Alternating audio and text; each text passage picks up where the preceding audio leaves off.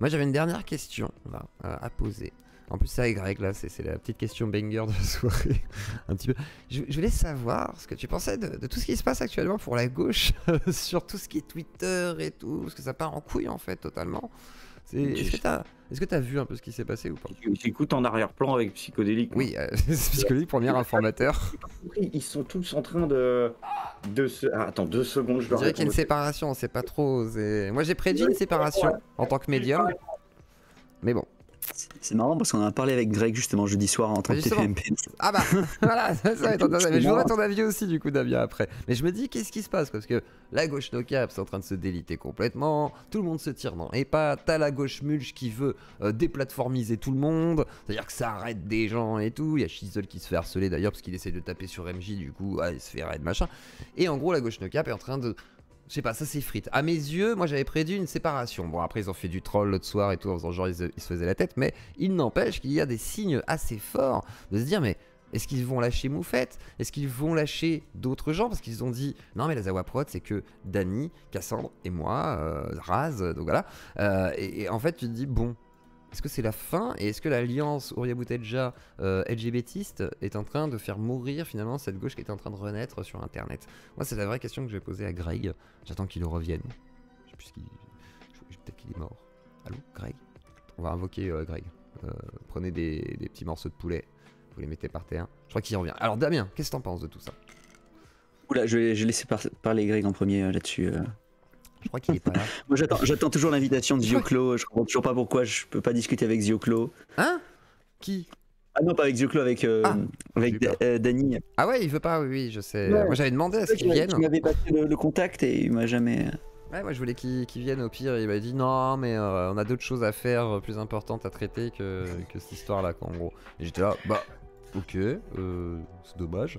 J'aurais dit ça aurait été bien, tu sais, genre de montrer un petit. Même s'ils sont pas d'accord, tu vois, ils disent on n'est pas d'accord, mais voilà, on veut bien discuter. Au pire, politiquement, quoi. Mais bon, je crois qu'ils croient pas à l'alliance des prolos. Voilà. C'est plutôt les. Croient pas. Non, plutôt les barbares et les beaufs.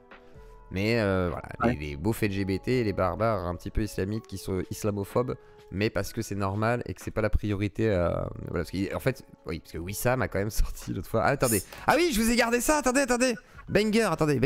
En attendant que Greg revienne en même temps, comme ça on va traiter tout le sujet. Mais Wissam, j'avais pas vu ça en fait. L'autre fois on me dit, mais Wissam, il a dit des trucs et tout. Je dis, mais qu'est-ce que vous racontez et tout. Et il paraît qu'il aurait dit, les musulmans, bah, ils sont plus homophobes que les autres. Enfin, nomophobes. Donc on va écouter vite fait. Attendez. La petite vidéo de Jordanic. Jordanic. Alors Jordanic, il a fait une vidéo et je vous laisse écouter mon petit bonhomme. Ils seront... Oui, j'essaie de conserver la monétisation comme je peux, hein, désolé. Oui. C'est comme ça. Et comme ça on parle de la gauche. Donc ils luttent contre l'islamophobie. Parce que oui, hein, c'est bien connu, la France est très ramisme envers les musulmans. Tellement ramisme que si un groupe de musemusulmans souhaite faire une prière de rue, ils seront protégés par la police. Et c'est tant mieux, hein, calme-toi. Attends, on regarde vite fait. On regarde en 2 secondes la vidéo de Wissam chez Jordanix, ce qu'il a dit là sur les musulmans islamophobes. Non, les musulmans, pas islamophobes, les musulmans homophobes. Et ensuite comme ça on parle du délitement de la gauche no cap et ça introduit le sujet. Donc c'est 3 minutes sur l'écran, normalement je vous l'ai partagé, vous devriez la voir. Donc on écoute ça et je te donne la parole juste après Greg, comme ça on lance le truc. Ah merde, ça bug. C'est malin, tiens. Oh Jordanix là.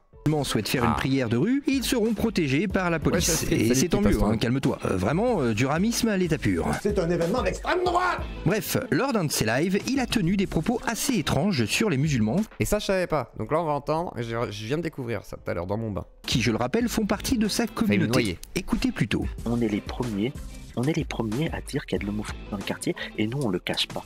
Il y a de l'homophobie dans le quartier, il y a de l'homophobie chez les musulmans. Et je vais même dire un truc, et maintenant, ils veulent qu'on pose les termes. Ces gens-là, ils nous ont dit qu'on prend trop à la légère ces questions-là et tout. On va dire les termes. On va dire les termes parce que moi j'en ai marre. Vous me cassez les marre. Donc voilà, moi je m'en fous de l'extrême droite, de ce qu'elle va dire et tout. Au moins il va être honnête. On va briser les tabous. Ouais, il y a de l'homophobie chez les musulmans. Et même en France, je pense que la communauté musulmane est la plus homophobe de France. Il y a des stats et tout qui montrent que les musulmans sont les plus homophobes. Ce qu'on dit, c'est que il faut politiser les indigènes pour les orienter vers d'autres sujets, notamment. Greg, qu'est-ce qu'il y a? Pardon. On termine la vidéo. Pour la question du racisme d'État. pour pas que eux, ils se concentrent sur leurs mots. Ils politisent leurs mots. Moi, je vois certains musulmans queer là sur Twitter qui sont en mode, qui arrêtent pas de critiquer l'homophobie dans les musulmans et tout. Et j'ai envie de leur dire, mais c'est quoi votre but? En fait, c'est quoi votre objectif? C'est de faire en sorte que les musulmans soient des pro-queer, que les musulmans soient gay-friendly. Moi, je vais le dire, à court moyen terme, ça ne va pas arriver. Après là, il est réaliste, je dirais. Et après, Jordan X va montrer les stats qui corrèlent, tout ça. Et après, il va rajouter ça, du coup, cette petite partie. Les indigènes pour les orienter vers d'autres sujets, notamment la question du racisme d'État. Ah oui, le fameux racisme d'État, oui, les lois racisme qui oppriment les musulmans. Et oui, bah si, tiens d'ailleurs, par exemple, la loi du 19 avril 1998 qui dit que... bref, je me souviens plus, mais c'est une loi racisme. Dans les musulmans et tout, et j'ai envie de leur dire, mais c'est quoi votre but? En fait, c'est quoi votre objectif? C'est quoi ton projet? C'est de faire en sorte que les musulmans soient des pro-queer, que les musulmans soient gay-friendly. Bah ouais, oui, le but c'est de faire accepter l'homosexualité comme une préférence, comme une orientation tout à fait normale, hein, parce que oui, c'est... Et après c'est les stats qui sont cités par Wissam, et du coup, effectivement, moi je connais des musulmans qui sont gay-friendly, etc. Justement, donc oui, pourquoi pas. Alors Greg, voilà, je te laisse exprimer. Voilà. Putain, mais en fait, c'est intellectuellement. En fait, ce sont juste des gens inintéressants 90% du temps et qui font polémique parce qu'en fait, ils disent la même chose que la droite une fois de temps en temps et ça fait un effet waouh. Mais il est. Mais putain, mais qu'est-ce qu'il est bête, oui. C'est vraiment le summum. Ils sont incroyables. Il y avait un live l'autre jour, ils étaient tous réunis. Il y avait donc Caligula, il chialait à moitié parce qu'il était bourré visiblement. Il disait il en peut plus là. La gauche. Mais c'est pas la gauche qui est foutue, si tu t'es fait cancel. Parce que voilà, c'est tout. Et puis après, il te dit, ouais, mais c'est parce qu'elle est devenue trop conne. Enfin, le mec te trouvera 50 justificatifs, mais il arrive absolument pas à comprendre à un moment ou à un autre que ça peut être juste lui qui est pas bon, en fait. C'est comme Ras qui te dit, ouais, mais Moufette, elle est border et tout, mais moi, par contre, je suis antisioniste. Genre, lui, il est antisioniste. Il dit pas, mais attends, antisioniste, tu sais que c'est nier quand même l'État d'Israël, par contre. Enfin... Mais attends, c'est problématique du coup de dire ça comme ça, quoi. Les mecs, ils ont... Attends, Greg d'abord et après Anas. Après. Ils ont pactisé avec tout ce qu'il y avait dans Tegris, ils sont sucés, ils ont invité la version féminine d'Alain Soral, ils ont eu une érection pendant 2 heures devant machine, là, Boutelja. Ouais. Donc ils invitent les pires antisémites carabinés de France et de Navarre, et au moment... Et par contre, au final, ils vont se désolidariser de la pauvre Moufette. C'est ça. Tout ça pour en arriver là. C'est quoi alors la nouvelle ligne de la gauche no cap? C'est le Soralo, pas d'amalgamisme? C'est ça le concept? Qu'est-ce que... Vous êtes ridicule, c'est pathétique. C'est littéralement pathétique. Et surtout ce côté, on cancel Moufette parce qu'elle aurait été border sur ça, enfin sur Israël, alors qu'elle défend la position d'un rase en fait, limite quoi. Mais bon. Ce qu'il dit Wissam là, c'est encore une take de Soral. Et ce que dit Boutelja, c'est encore des takes de Soral. C'est pour ça que je me foutais de leur... Ils se sont foutus de ma gueule, ces petits cons, parce que j'ai expliqué, je maintiens ma take, ça fait 2 ans que je la tiens, que ER a été le 2e antiracisme français. Et que c'est ce qui a fait le tampon entre l'antiracisme d'hier et l'antiracisme contemporain. Ah, ils acceptent pas ça par contre. Oui. En fait, ils acceptent pas l'influence de Soral à gauche. Ils le prouvent tous les jours. Ils veulent pas accepter l'influence de Soral. À chaque fois que tu vas dire ça, moi quand je dis on est des enfants de Soral, on m'a dit ouais, en fait on m'a limite reproché de parler de Soral quoi. Et je disais mais non, mais c'est logique en fait, c'est pour nous la sphère internet influencée beaucoup par ces réseaux-là dès la base et maintenant une génération qui est extrêmement baignée là-dedans. Soral, ça a été effectivement une forme d'antiracisme. Quand on entend Mathias Cardet chez moi pendant 6 heures qui nous parle de tout ça, lui c'était l'espoir d'un antiracisme. Hein. À la base c'est ça. Et aussi d'un certain antisionisme parce qu'il y avait aussi ce fond de commerce derrière. Mais effectivement, on peut pas le nier. Et le nier, c'est une bêtise que c'est le nouveau... Enfin, après, touche pas à mon pote, c'est vraiment le mouvement le plus fort à ce moment-là, quoi. Vous décidez de créer une sorte de mouvement collectif. Ils vont dire ouais mais Moufette elle est pas dans Awaprod c'est que 3 personnes. Non, vous avez créé un microcosme de personnalités qui sont entre elles une sorte de maille, de réseau, etc. C'est très bien. Mais vous allez inviter les mecs qui tiennent les propos les plus border, vous tenez les propos les plus border, mais par contre vous vous désolidarisez. In fine, vous êtes même pas capable, comme le faisait Soral, de porter ses couilles et de défendre les siens. Mais vous êtes ridicule. Oh là là là là. Surtout qu'ils auraient pu défendre Moufette vu qu'ils gardent Doria et Wissam. Ils donnent la parole à Boutelja et par contre ils vont dire Moufette elle a pas le droit de dire qu'il faut foutre qu'il faut Oui mais tu comprends pas Greg. Qu'est-ce que tu veux? Que les musulmans soient pro-queer et gay friendly? mais on peut pas lapider des gens tranquillement. C'est ridicule. Il est con. Oh là là, ces gens ont traité de fascistes et de racistes tous ceux qui disaient ça pendant 10 ans. Et maintenant, ils jouent les subversifs en disant la même chose. Je vais oser dire la vérité. Ils ont insulté 50% de la France en les traitant de nazis parce qu'ils avaient mis un bulletin de Marine Le Pen dans l'urne en disant vous ne pouvez pas voter Marine Le Pen et ne pas être un facho. Et ils vont inviter Boutelja derrière. Putain, mais ils vont t'inviter après et ils vont donner. Et le même mec là qui m'a traité de facho en me faisant dire que j'avais défendu Marine Le Pen, ce qui est faux. Ce même mec là va après dire des trucs que Jordan Bardella n'oserait même pas dire à la télévision. Mais va te faire il aurait pas le droit limite de le dire, ce serait raciste. Alors que si Wissam le dit, ce sera un peu moins problématique pour beaucoup de gens. Et il y a aussi un gros truc qu'ils ont pas compris, et c'est peut-être une petite piste qu'il faudrait que ces gens comprennent, c'est que, en fait, Dany les rase les machins. Et je vais être super gentil et super sérieux, c'est une piste que je propose éventuellement. Vous avez... On a compris, là, la ligne politique, la ligne de Dany Raz, c'est de jouer dans l'ultra provoque. C'est ça. Tout le temps. Ok. Vous avez participé, pas vous-même directement, parce que vous étiez plutôt les plus modérés de cette équipe-là, mais vous avez accompagné un mouvement intellectuel qui était celui de la lutte contre toutes les discriminations. Vous avez participé à la création d'une génération de chouineurs, c'est-à-dire de gens qui pensent que la moindre micro-oppression doit être sanctionnée, que tout est oppression, que tout ne doit jamais, rien ne doit se dire, oh là là, c'est toujours... Tu vois ce que je veux dire? Vous avez participé pendant 10 piges, pas pendant 10 piges, mais pendant 5 ans, à défendre la cancel culture. Donc vous êtes créé un auditoire de gens qui sont choqués en permanence par tout et par rien, et après vous décidez de miser sur l'ultra provoque. Et après ça crée des bad mulch qui font du déplatforming. Vous avez expliqué à ces gens qu'il fallait être choqué de tout, et après vous déboulez en mode full provoque. C'est ça. Et après t'as Bad Mulch qui dit aux gens déplatformer. Après t'as des gens qui se font harceler, qui se font déplatformer pour de vrai par d'autres gens encore, etc. Ça crée des trucs, des monstres. Vous avez créé le harcèlement qu'on trouvait à droite dans l'alt-right à l'époque, vous savez.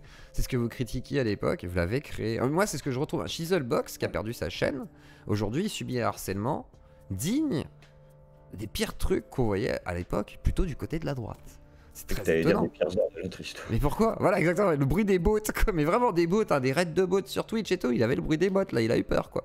Donc, vous vous rendez pas compte. Et malheureusement, ça c'était plutôt l'apanage, on va dire, de trucs comme Valet qui avait dérapé là-dessus. Il y a eu même Péno qui l'a admis, ou des trucs comme ça, tu sais. Ou Raptor, machin et tout. Mais là, c'est la gauche qui commence à partir en vrille. Mais bon, Anas, qui veut s'inscrire en faux sur tout ce qu'on... Et tu vas voir qu'au final...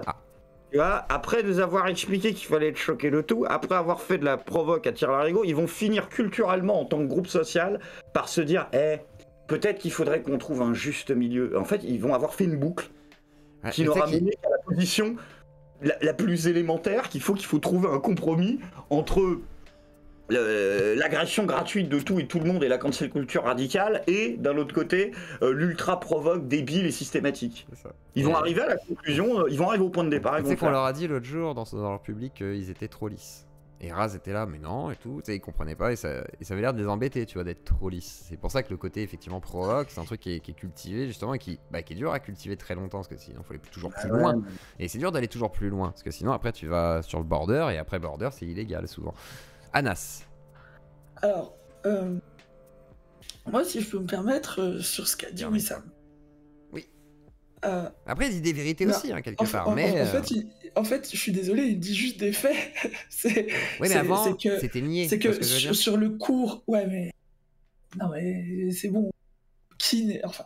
non mais je dis pas toi, mais il y en avait qui le niaient quand même, ça, ce côté genre ouais, il y a quand même un peu plus d'homophobie de ce côté-là que de l'autre. C'était quand même assez nié par certains. Non mais attention, je pense quand même que la moyenne des musulmans reste moins homophobe que les catho-intégristes. Non, et heureusement. Je suis pas... Et heureusement. Oui, mais ça dépend en fait, parce que les catho-intégristes, ça représente combien de personnes? 2000 personnes et encore, tu vois. Oui, c'est le 16e à Paris. Si tu mets un couple gay, lesbien ou trans dans le 16e à Paris, je suis pas sûr qu'ils se fassent goumer à Versailles non plus, tu vois, je suis pas certain. Oui, non mais attention, ce que je dis, c'est que surtout, il n'a pas tort. Enfin, sur le court et moyen terme, effectivement, à moins qu'il y ait des changements radicaux. Mais on est tous d'accord là-dessus. Courant dominant dans l'islam en France, ben, c'est factuellement impossible. Ça, je suis d'accord. Mais du coup, pourquoi à l'époque ils essayaient de faire genre, ouais, l'islam, c'est la religion la plus tolérante, comme Ouria dans son discours avec Dani Heras, elle est là. Non, mais alors moi je peux entendre, hein, tu vois, historiquement, c'était moins homophobe et tout. Mais là, aujourd'hui, en France, dans le contexte actuel, on peut pas dire ça. Et du coup, c'était un peu ça le discours qui était tenu par les indigénistes et tous les gens qui étaient de ce courant. C'est ça qu'on. Bah, enfin, pour moi, Ouria. Bon, déjà, bon, moi je vais critiquer Ouria pour dire que oui, pour moi c'est de la poésie sans plus, mais et pas un grand courant politique de pensée comme on peut en trouver ailleurs. Mais bien sûr, en fait, à un moment, elle parle toujours du fait qu'historiquement, oui, si tu prends sur le long terme, l'islam a été moins homophobe que le catholicisme. C'est tout ce qu'elle dit. Enfin, non, elle dit que l'apparition de l'homophobie dans le monde musulman, c'est avec la colonisation française. Après, ça s'est factuellement accentué avec la colonisation. Bah si, en fait, quand tu... En fait, à l'époque... Elle n'est pas accentuée, elle dit il n'y en avait pas, il n'y a jamais eu le moindre jugement religieux. Elle disait que le monde arabe c'était un monde queer à l'époque. Oui, mais parce qu'il y a un côté idéaliste aussi. Oui, très idéaliste, parce qu'en fait, quand elle dit ça, elle a oublié de dire, en fait, les homosexuels n'étaient pas tolérés, donc en fait, il y avait quand même plus de gens qui se transformaient en femmes, tu vois, parce que, en fait, sinon, en fait, c'est interdit d'être homo. En fait, tu t'en Et ils sont où les zététiciens, là, pour vérifier tout ça? Jordan X. Non mais il y en a qui le font, hein, mais après ils s'expriment moins sur les sujets politiques la plupart du temps. Mais il y a Jordan X qui fait un peu en mode zététique de temps en temps, quoi. Mais bon, mais après, c'est pareil, il faut pas mettre dans le sac que tous les musulmans. Attention, c'est pas ce que veut dire Greg ou même moi ou je sais pas quoi. Hein, je pense pas que tous les musulmans soient forcément homophobes et tout. Au contraire, moi j'en connais plein justement qui ne le sont pas, qui sont même plutôt très tolérants et qui disent les gens font ce qu'ils veulent et tout, ils s'en foutent complètement. Mais malheureusement, il y a aussi effectivement ce courant indigéniste qui a essayé de, en tout cas, jouer le non, mais nous, on n'a pas ce problème d'homophobie et nous on le gère entre nous, machin et tout. Alors qu'en fait, quand elle dit ça, Ouria, quand on voit comment c'est géré dans les quartiers, c'est pas géré pour que ça se passe bien pour eux obligatoirement, tu vois. Donc dans le 18ème, à la Goutte d'Or, ça doit pas être ouf quand t'es homo ou t'es trans, quoi, tu vois. C'est pas bonne ambiance, quoi. Sans vouloir être. Enfin, je pense. Vas-y, Anas, pardon, je te laisse rebondir. Et après, ce sera Zixo avec toi. Mais du coup, on est plutôt. Enfin, moi, je suis plutôt d'accord avec Wissam sur le fait que. Oui, bon, à part s'il y a un changement radical sur le court moyen terme, pour l'instant, c'est pas possible. À voir ce qu'il appelle moyen terme aussi, mais pour moi. Dans les 10 prochaines années, ça me paraît peu probable. Après, sur l'affaire Moufette. Oui. Si je peux me permettre. Moufette, quand même. La pauvre. En plus, ça va, elle a pas dit une dinguerie. Non, franchement, ceux qui me disent, ouais, l'antisémite Moufette, vous déconnez, les gars, quand même. Hein. Franchement, vous abusez, quoi. Ok, elle a dit un truc, elle a dit on les met dans le camp de ça, je sais pas quoi, ça va, c'est bon, calmez-vous. C'était une extrapolation absurde, quoi. C'est comme quand moi je dis, vous mettez tous les Palestiniens dans le monde entier, c'est une dinguerie, mais c'est pas. Voilà, je vais pas le faire déjà d'une et je vais pas le proscrire, hein. Et d'autre part, c'est une extrapolation absurde, quelque part. Parce qu'on n'a pas de solution. Anas. Elle a juste. En fait, le truc, c'est que. Oui, elle a dit une dinguerie. Ça a pris des proportions absolument je la pense pas nazie catastrophiques, comme d'habitude. Dès que quelqu'un de gauche dit une dinguerie, j'ai l'impression. C'est Twitter en même temps, genre. Je pense que n'importe qui aurait dit ça là, ça passe mal. Oui, non, c'est sûr. C'est quand même compliqué. Et puis, voilà. Après, je pense que c'est un problème lié au manque d'organisation à gauche qui fait que en fait, tout le monde est désorganisé, tout le monde a envie de dire ses dingueries de son côté, et je suis le premier à le faire. Hein. Tu veux dire que c'est des gros cassos en fait qui font n'importe quoi sur les réseaux, qui savent pas se tenir? Bah, moi le premier, oui. Ah désolé, hein, moi c'est ce que je constate, hein. Je vois des mecs ultra épidermiques qui réagissent dès le moindre propos et dès le moindre thread et qui sont obligés de répondre à chaque truc qui les concerne et qui regardent chaque chose qui les concerne en pétant des plombs. Hein, quand Dany, j'avais fait un titre sur lui, genre Dany me tacle, il est venu dans les commentaires, t'as encore fait un titre sur moi, et je me suis dit putain c'est fou quand même, tu vois, la réactivité de certains, et je trouve ça magnifique quelque part, mais quand même quoi, vous êtes trop sur les réseaux et des fois, bah, c'est ça qui vous amène des sauces, hein, c'est d'y être beaucoup trop quoi. Ah mais moi tu vois... Twitter c'est l'enfer. Moi tu vois, j'ai récemment été ban de Twitter et puis j'ai récupéré mon compte parce que j'ai dit... j'ai possiblement dit que... Grégoire de Fournasse aurait dû être fusillé. Bref, ah d'accord, voilà. Mais c'est une très mal ça, hein. Moi je suis par exemple totalement contre et je m'inscris en faux sur tout ce que tu dis, Anas. C'est très mal. Oui, voilà. oui, je moi, suis très content que tu sois banni de Twitter, voilà. Elon Musk et la liberté d'expression, donc à bien se tenir. J'ai récupéré mon compte, je le précise. Ah, c'est magnifique, merci Elon Musk. Par contre, visiblement, la pendaison, ça passe. Pardon. En fait, moi, je suis un des rares connards de gauche à se réclamer autoritaire, donc forcément, je dis mes dingueries aussi, quoi. Ah, mais au moins, t'es honnête. Voilà, tu vois, t'as au moins cette honnêteté de dire, ouais, je préfère un certain autoritarisme que de dire, non, mais non, on n'aura pas. Tu vois, par exemple, Kali, là-dessus, il est un peu honnête, il va te dire. Moi, si on va dans mon système idéal, oui, ce sera autoritaire parce qu'il faudra se saisir des moyens de production, il faudra enlever certaines propriétés, interdire l'héritage. Donc oui, c'est une certaine violence aussi. Hein. Donc il faut admettre que oui, des fois, les programmes de gauche peuvent être durs aussi d'une certaine manière. Après, si je peux juste me permettre un truc sur ce que tu as dit sur l'antisionisme. Oui. Pour corriger... Alors, je reprécise ce que j'ai dit tout à l'heure, j'ai dit l'antisionisme, c'est nier finalement l'État d'Israël. Voilà. C'est ça. Ben, en fait, pas vraiment. Parce qu'en fait, en Israël, par exemple, le Parti communiste israélien, il est antisioniste. Oui. Et en même temps, il considère que oui, il doit y avoir l'existence de l'État d'Israël, mais aussi que cet État doit être laïque et inclure les Arabes palestiniens sans distinction entre juifs et arabes. C'est aussi la position du FPLP, qui est aussi antisioniste. Et tout d'ailleurs. Enfin, il y a beaucoup de manifestations à l'intérieur d'Israël pour tout ça. Mais il y a même des palos Enfin, des palos, c'est pas gentil quand on dit ça, je crois. Des Palestiniens qui manifestent en Israël aussi. Bah, comme dit, c'est la position du FPLP comme du Parti communiste d'Israël, donc c'est la position des communistes en Israël, en fait. Ok. Et donc, pourquoi ce serait faux ce que j'ai dit quelque part? Parce que, ok, eux, ils disent il faut un État, mais la plupart des antisionistes, ils sont un peu en mode ouais, mais quand même, non pas... non. Ils sont pas. Non. Enfin, je sais pas, je demande. Non. Enfin, à part si t'as une ligne. Moi, c'est ce que je reproche un peu à Moufette, c'est qu'elle a une ligne un peu type Hamas plus que FPLP. Et, alors précise, tiens. Quelle est la différence entre les deux lignes dans l'idée le Hamas, ils veulent la fin d'Israël et que ce soit juste la Palestine. Voilà. Le Hezbollah, du coup, c'est pareil aussi, il me semble, non? Le Hezbollah a aussi cette position. Ouais, c'est un peu ça. Après, le Likoud, qui est plutôt un parti d'extrême droite. L'inverse, c'est que Israël et voilà, bien Israël, bien large, quoi, tu vois. Ouais, qui s'étendent en fait sur les territoires palestiniens et la bande de Gaza, quoi, en gros. C'est ça. C'est qu'on récupère, voilà. Mais après, voilà, moi je vous dis, après je résume, je résume, je précise, je ne suis pas un expert. Voilà. Oui, non, mais personne n'a aucune expertise ici. Hein. Et juste, moi, je vais juste quand même expliquer pourquoi j'avais dit ma position sur la déportation des Palestiniens. Mais pourquoi je dis ça, c'est que la situation est tellement larvée, vous savez, hier on me disait oui, mais dans ce cas, les bullies, ça veut dire qu'ils ont gagné et tout. C'est pas ça, c'est juste qu'à un moment donné, que c'est tellement larvé, quand tu sais pas trop comment faire, tu te dis si tu veux vraiment sauver des gens.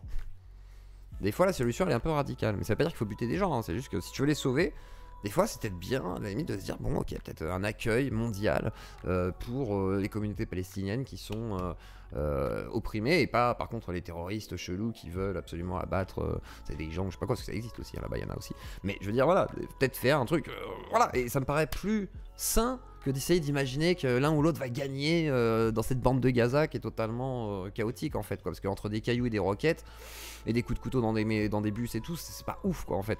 Donc personnellement moi je serais pour une solution plus radicale, mais où on tuerait personne en plus, hein. Je veux dire, moi personnellement je veux tuer personne dans cette histoire quoi. Je veux juste reloger des gens. Zio, tu me permets de dire un truc? Oui. Je crois que je vais me faire fusiller pour avoir dit ça. Pardon. La population de la bande de Gaza est majoritairement sunnite et pourtant soutenue par les pouvoirs chiites de l'Iran. C'est quand même assez fou ça. Personne ne s'est posé la question pourquoi, alors qu'ils se font la guerre en interne entre musulmans chiites et sunnites, des chiites vont financer finalement la guerre entre Palestiniens et Israéliens. Mon ami, ou je sais pas quoi. Voilà, ouais, c'est ça, ouais. Et pour le coup, là, ils sont amis, quoi. Bah oui, et juste pour ça. C'est toujours comme ça. Ouais. Donc ça montre bien que c'est à la fois très complexe, et puis moi, je voulais dire que par rapport aux propos de Moufette, moi, ça m'a choqué, par contre. Ah, alors pourquoi ça t'a choqué? Alors justement, il y a des gens choqués, des gens qui le sont moins. On est totalement dans un argument, comme le disait Walter Scott d'ailleurs dans le chat, complètement rouge-brun, quoi. En fait, ou des personnes qui se permettent de se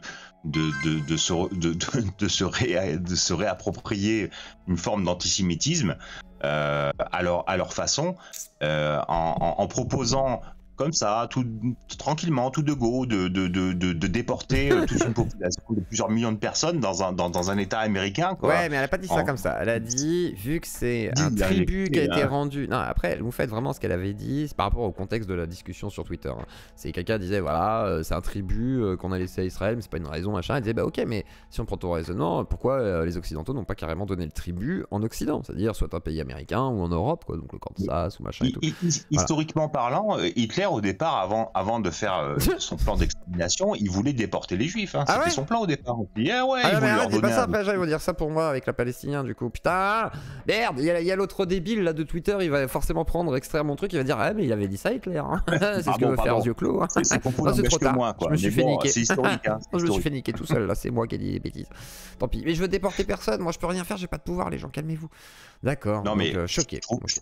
Je trouve que les propos étaient choquants. Et même, et le problème, c'est qu'on a l'impression que ces streamers, ils oublient qu'ils sont en public quand ils sont en train de parler entre eux. Ils n'ont pas beaucoup de pouvoir, surtout. Hein. Ils sont dans leur petite bulle et ils ont l'impression d'avoir énormément de pouvoir parce que voilà, ils influent dans leur bulle, mais ils sont pas de la... Ils se sont rendus compte du pouvoir de Twitter. C'est-à-dire, ils se sont rendus compte qu'ils n'étaient pas dans la méta de Twitter. Bah oui, les gars, vous êtes sur la méta Twitch, mais pas Twitter. Même de YouTube, vous n'êtes pas dans la méta de YouTube. Je veux dire, Dany Raz, ils sont pas du tout sur la méta YouTube. Moi, je suis un petit peu dans la méta YouTube. Enfin, pas la méta YouTube. La méta YouTube, elle est beaucoup plus haute, mais la petite méta underground, j'y suis. Mais je suis pas dans une méta quelconque. Et sur Twitch, je commence à m'inscrire dans une méta un peu underground pareil, mais je serai jamais sur une méta mainstream et tout. Et eux ne sont pas mainstream, et ils ne sont pas si puissants que ça. C'est ça qui est fou. Et là, ils s'en rendent compte par contre. Ils se rendent compte qu'un gars psychodélique, par exemple, qui va les pousser au cul tout le temps, bah finalement ça les déstabilise totalement, quoi. Et pourtant ils sont nombreux hein, face à Psycho, donc normalement ils devraient résister et le défoncer, tu vois. Moi j'attendais de leur part, limite, s'ils étaient intelligents, un vrai debunk, tu vois, s'ils voulaient se défendre face à Psycho, un vrai debunk, voilà. Mais non, rien, parce que personne ne veut produire quoi que ce soit en fait. Il n'y a pas de production de pensée. On sort des dingueries, on sort des takes parce que c'est sympathique. Et Moufette a eu peut-être le malheur de rentrer dans ce petit jeu des takes simplement un peu piquantes et punchline, mais qui n'amènent pas une réflexion quelconque. Et les gens attendent une réflexion politique aussi de ces gens-là. Ouais, enfin, pour moins que ça, ils vont attaquer l'autre camp de manière très virulente en extrayant des propos d'un long discours. Donc en fait, on est vraiment dans des querelles de cours de récréation. D'ailleurs, Pantouf déteste désormais Psychodélique, hein, je crois que c'est consommé là. Alors, tiens, Greg, justement, choqué ou pas choqué? Bien sûr que le Psychodélique il participe au truc quand il va, quand il va partager le truc. Oui.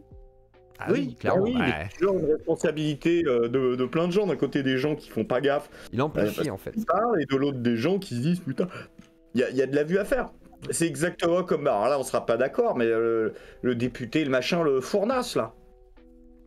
Oui, qu'il retourne en Afrique. Qui alimente le phénomène raciste Ah ça ouais. Qui le récupère finalement? Quelle récupération quoi? Lui, oui, mais il n'y a pas que lui. C'est ça. Parce que quand tu continues de dire des jours après, non, il a bien dit retourne en Afrique alors que tu sais que c'est faux, quand tu vois que le groupe parlementaire de la France Insoumise continue sur Twitter à dire qu'il a dit retourne en Afrique à l'impératif et aux députés, quand tu vois que Daniel Simonet continue à le dire, quand tu vois que Mélenchon est allé organiser une manif où il a attisé la colère des gens, réellement, tu es sûr, papy, que tu es capable de contrôler cette colère, je crois. Oui, mais Greg, tu sais que quand il dit qu'il... le micro à dire que c'est ça qui a été dit, alors que c'est un mensonge 3 jours après. Oui, mais Greg, tu nies le racisme, parce que qu'il retourne en Afrique, le bateau, c'était pas des Africains, donc c'est raciste. Voilà. C'est ce que diraient les gens pour se défendre. Après, je pense sincèrement que... Je pense sincèrement que Martin Bilongo a entendu... Oui, peut-être qu'il a entendu ça, mais je veux dire, ce qui a été dit réellement, c'est qu'il retourne en Afrique, me semble-t-il. 5 minutes, l'autre, tu lui avais précisé sa pensée, il lui avait envoyé un mail pour lui dire. Donc ça marche 20 minutes ce truc, hein. Oui, enfin, il s'est pas excusé pour dire désolé de vous avoir coupé. Enfin, je suis désolé, hein, mais pour moi, ça paraît être le truc le plus basique à faire. Attends, alors, juste un truc, parce que Viktorovic, il a fait la même analyse que moi. C'est-à-dire, moi, dans ma tête, avant de voir Viktorovic, hein, dans ma petite tête d'idiot, là, je m'étais dit, s'il dit « retourne en Afrique », là, c'est un peu raciste, parce que le mec, il est français quand même, tu vois, les députés et tout, bon, voilà. Mais par contre... Voilà, il parle de phénomènes migratoires. Le mec explique qu'il y a un bateau de la Méditerranée. Alors, il ne s'est pas précisé d'où ils viennent. Voilà, ils sont en Méditerranée. Le mec, il dit qu'il retourne en Afrique. Si jamais tu dis ça, tu parles d'un phénomène migratoire, etc. Donc, c'est un peu différent. Alors, ok, le gars, il est borderline sur Twitter, là, Fournas et tout. Mais en vrai, c'est pas raciste dans ce cas-là. Enfin, malheureusement, si on commence à dire que c'est raciste, bah, c'est problématique. Alors, est-ce qu'il a dit qu'il retourne en Afrique? Oui, il retourne en Afrique. Là, le débat se pose sur une question de cul, mais malheureusement... C'est incroyable, quoi. C'est incroyable, ça montre que notre société, elle est complètement pétée. C'est-à-dire qu'on avait l'occasion de faire un débat extrêmement intéressant, à la fois sur les questions de morale, d'éthique en politique, d'immigration et de loi européenne. Et on réduit tout. Et nos élites intellectuelles et médiatiques, on en fait un débat d'orthographe pendant 2 jours. C'est ça. C'est incroyable, on en a fait un débat linguistique, sémantique, voilà, c'est-à-dire que il y a vraiment, on a des QI qui se sont monopolisés pendant 2 jours pour savoir si le mec disait kill au singulier ou kill au pluriel. Alors que pour des raisons évidentes de structure de la langue française, il était évident que ni demain, ni après-demain, ni dans 200 ans, tu pourras avoir une réponse à cette question, en fait. C'est ça. Il y a Monère qui me dit, ouais, mais pourquoi il a fait le ménage de ses tweets? Mais parce que l'équipe de com a dit, mais nettoie-moi ça, en fait, t'as dit des dingueries, ça va forcément nous jouer des tours, c'est tout. Ah ouais, il est sous le feu des projecteurs. Et bien sûr qu'il a dit des dingueries. Mais encore une fois, en fait, je pense que le problème de cette affaire, après je vais vraiment filer, c'est ça que je le dis dans une vidéo que j'ai tournée là, c'est que en fait on a confondu 2 questions. Est-ce que le député est raciste? Et est-ce que les propos qu'il tient sont racistes? C'est ça. Et c'est 2 questions qui sont différentes. Qui ne sont pas corrélées obligatoirement, quoi. Et tous les gens qui ont voulu prouver que le propos était raciste n'ont en réalité apporté que des faisceaux d'indices permettant de prouver que le député était raciste. Oui, regardez, il a tweeté ça. Et alors, est-ce que ça rend la phrase qu'il retourne en Afrique, quand tu parles de bateau, est-ce que ça rend cette phrase raciste? Si un skin demain me traite de fils de pute dans la rue, il prendra la même amende normalement qu'un militant de la France Insoumise. Parce qu'on s'en fout de ses opinions politiques. Ce qui est important, c'est le délit qui a été commis. Est-ce qu'il y a un délit d'injure raciste? Non. Voilà. Donc au bout d'un moment, ou alors c'est très compliqué, parce que Nathalie Loiseau, elle le dit, hein, elle dit si ça avait été tenu en dehors de l'hémicycle, ça aurait dû être condamné parce que c'est l'expression d'un projet politique raciste. Ah, c'est précis hein, quand même. Donc moi je veux bien Nathalie, mais c'est le fait de dire que les bateaux interceptés dans la Méditerranée doivent être ramenés manu militari dans leur port d'origine, c'est la politique de la Cour européenne des droits de l'homme et de l'Union européenne jusqu'en 2012. Donc en fait, on est sorti du fascisme il y a 9 ans, c'est ça le délire? Ça va trop vite pour moi. Puis je sais pas, on a bien dit qu'on aimerait bien que les Ukrainiens retournent en Ukraine. Est-ce que c'est raciste ou c'est juste parce qu'on aimerait qu'ils retournent dans leur propre pays sans qu'ils soient détruits, sans qu'ils soient abîmés, qu'ils aient besoin de le fuir? Il y a peut-être ça aussi quelque part. Et je dis pas que ce mec-là pense aussi profondément que de se dire ah bah oui mais les pauvres ils souffrent.